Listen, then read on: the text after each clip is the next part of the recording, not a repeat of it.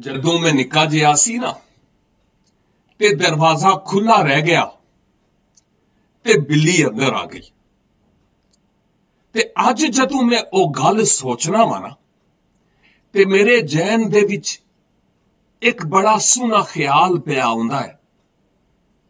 ਔਰ ਉਹ ਖਿਆਲ ਇਹ ਵੇ ਕਿ ਆਜ਼ਮਾਇਸ਼ਾਂ ਵੀ ਸਾਡੀ ਜ਼ਿੰਦਗੀ 'ਚ ਉਦੋਂ ਆਉਂਦੀਆਂ ਨੇ ਤੇ ਉਸ ਬੂਹੇ ਵਿੱਚੋਂ ਦਾਖਲ ਹੁੰਦੀਆਂ ਨੇ ਜਿਸ ਬੂਹੇ ਨੂੰ ਅਸੀਂ ਜਾਣ ਬੂਝ ਕੇ ਖੁੱਲਾ ਰਹਿੰਦੇ ਨੇ।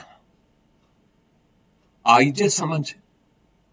ਤੇ ਹੁਣ ਸੋਚ ਲਵੋ ਕਿ ਸਾਡੀ ਆਜ਼ਮਾਇਸ਼ ਦੇ ਪਿੱਛੇ ਕਿਧਰੇ ਕੋਈ ਇਹੋ ਜਿਹਾ ਖੁੱਲਾ ਹੋਇਆ ਦਰਵਾਜ਼ਾ ਤੇ ਨਹੀਂ ਜਿਹਨੂੰ ਬੰਦ ਕਰਨ ਦੀ ਲੋੜ ਸੀ, ਲੇਕਿਨ ਮੈਂ ਬੰਦ ਨਹੀਂ ਕੀਤਾ।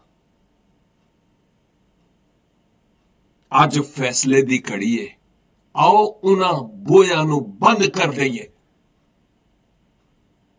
ਜਿਨ੍ਹਾਂ ਦੇ ਵਿੱਚੋਂ ਆਜ਼ਮਾਇਸ਼ਾਂ ਸਾਨੂੰ ਆ ਕੇ ਫੜਦੀਆਂ ਨੇ। ਤੇ ਜਿਵੇਂ ਬਿੱਲੀ ਦੁੱਧ ਨੂੰ ਲੱਕਦੀ ਏ ਨਾ, ਉਂਝੀ ਸਾਡੀਆਂ ਬਰਕਤਾਂ ਨੂੰ ਲੱਕਦੀਆਂ ਨੇ।